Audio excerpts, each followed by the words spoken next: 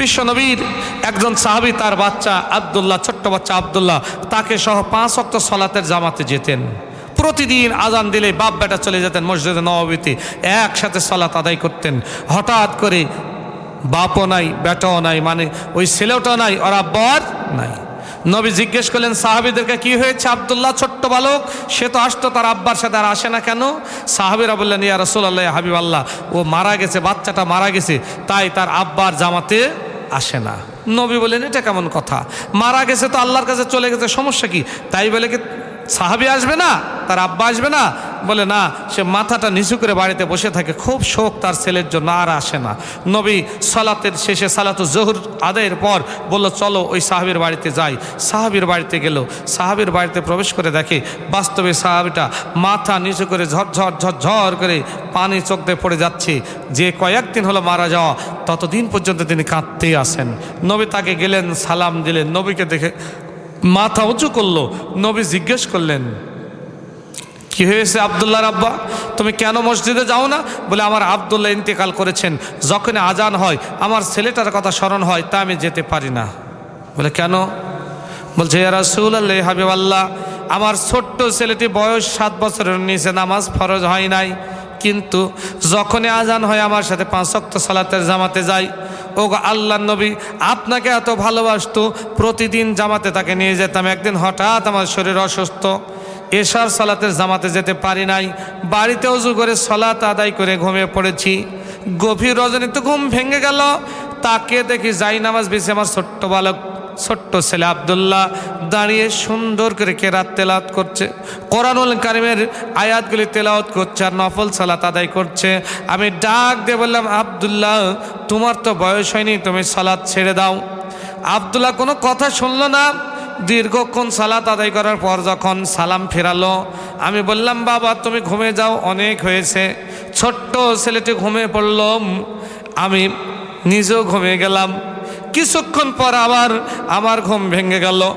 আমি তাকায় দেখি সে তো ঘুমাই নাই, কখন যেন উঠে আবার সালাত শুরু করে দিয়েছে। আমি আশ্চর্য হলাম, ডাক দিলাম, আব্দুল্লাহ, নামাজ ছেড়ে দাও, সালাত ছেড়ে দাও, তোমার বয়স হয়নি, কেন তুমি এত রাত্রিতে ঘুম জেগে নামাজ আদায় করছো গো? নফল নামাজ তো একবার আদায় করলে আবার কেন দাঁড়িয়েছো? আব্দুল্লাহ কোনো কথা বলল না। দীর্ঘক্ষণ পর সালাম ফিরে ফোরানোর পর আবার ঘুমের ভান করে শুয়ে পড়ল। আমি আশ্চর্য হলাম, আমি নিজেও ঘুমিয়ে পড়লাম। দীর্ঘক্ষণ পর আমি ঘুম থেকে আবার জেগে গেলাম, তাকায় দেখি তৃতীয়বার ছেলেটি আগের জায়গায় নামাজ আদায় করছে। সুবহানাল্লাহ বলবেন না? এত ছোট্ট ছেলে, 7 বছরের বয়স, 7 বছরের নিচে বাচ্চাটা তৃতীয়বার সালাতে দাঁড়িয়েছে, নফল সালাত আদায় করছে। আমার ঘুম ভেঙে গেল। আমি এবং আমার স্ত্রী দুইজনে তাকে ডাকাডাকি করলাম, বাবা নামাজ ছেড়ে দাও।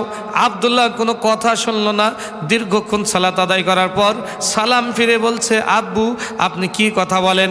আজকে বিশ্ব নবীর সাথে সালাত আদায় করতে পারি নাই, আল্লাহর নবীকে 2 নয়নে দেখি নাই, 2 চোখে নবীকে দেখতে পাই নাই, মসজিদে নববীতে যেতে পারি নাই, আমার চোখে কোনো ঘুম আসে না। ওগো আল্লাহর নবীর সাহাবী আমার পিতা, ঘুম না আসার কারণে আমি তো সারা রাত্রি জেগে জেগে সালাত আদায় করি। কেমন ছেলে তৈরি করবেন শুনুন। সাহাবী বলছে, ইয়া রাসূলুল্লাহ, হাবিবাল্লাহ, এমনি করতে করতে ফজরের আজান হলো, বাচ্চাটিকে নিয়ে আমি চলে গেলাম মসজিদে নববীতে, আপনার পিছনে ফজরের সালাত আদায় করলাম। ফজরের সালাত আদায় করে আবার বাচ্চাটাকে নিয়ে বাড়ি চলে আসলাম। বাড়িতে এসে আমি আমার কাজে বাইরে চলে গেলাম।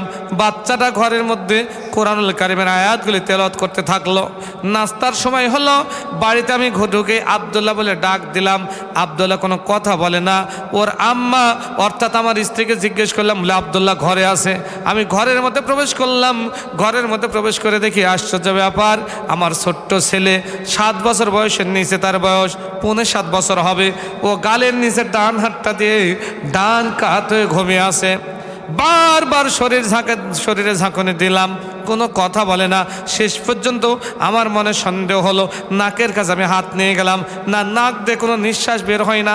আমি কনফার্ম হয়ে গেলাম ছেলেটা মারা গেছে।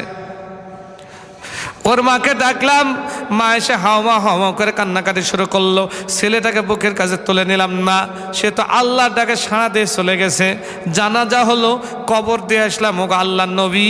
তারপর থেকে নিয়ে যখনই আজান হয় ওই বাচ্চার কথা স্মরণ হয়, আমি যেতে পারি না। নবী বলছে, আব্দুল্লাহর পিতা শোনো, তোমার কাছে আমার দুইটা প্রশ্ন। এক নম্বর হলো, তোমার ছেলে যদি জীবিত থাকতো, 70 বছর পর ইন্তিকাল করে জাহান্নামে যেত, তুমি খুশি না বেজার? বলছে বেজার। জাহান্নামে যাবে কেন? দ্বিতীয় নম্বর প্রশ্ন, আজকে তোমার ছেলে কয়েকদিন আগে ইন্তিকাল করেছে, 6 বছর 8 মাস বয়সে ইন্তিকাল করেছে, 7 বছরের আগেই। এখন তোমার ছেলে জান্নাতের গেটে দাঁড়িয়ে আছে আর আল্লাহর কাছে আপিল করে বলছে, আল্লাহ আমি তো একা জান্নাতে যেতে চাই না। আমার আব্বু আর আম্মু যেদিন ইন্তিকাল করবে, আমার আব্বুর লাশটা ডান কাঁধে আর মায়ের লাশটা নেব বাম কাঁধে, এই দুইজনের লাশ দুই কাঁধে নিয়ে আমি তাদের ছেলে হাসতে হাসতে আপনার জান্নাতে যাব। ওগো রব্বুল আলামিন, তার আগ পর্যন্ত আমি জান্নাতে যেতে চাই না। ও সাহাবী, এবার বলো তুমি এতে খুশি না বেজার? সাহাবী কাঁদতে কাঁদতে বলছে, ইয়া রাসূলুল্লাহ, হাবিবাল্লাহ, এটা যদি বাস্তবে সত্যই হয় আর আপনি নবী, আপনার কথা তো অবশ্যই সত্যই হবে।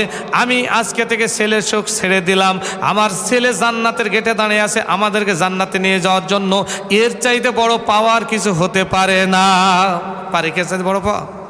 বিশ্ব নবী বললেন, ও আব্দুল্লাহর আব্বু শোনো, তোমার ছেলে পৃথিবীর অন্য কোনো কিতাব তেলাওয়াত করতো না। এই 6 বছর 8 মাস বয়সে সারাদিন সারা রাত গুনগুন গুনগুন শব্দ করে যেই কিতাবটি তেলাওয়াত করতো তার নাম হচ্ছে আল কোরআন।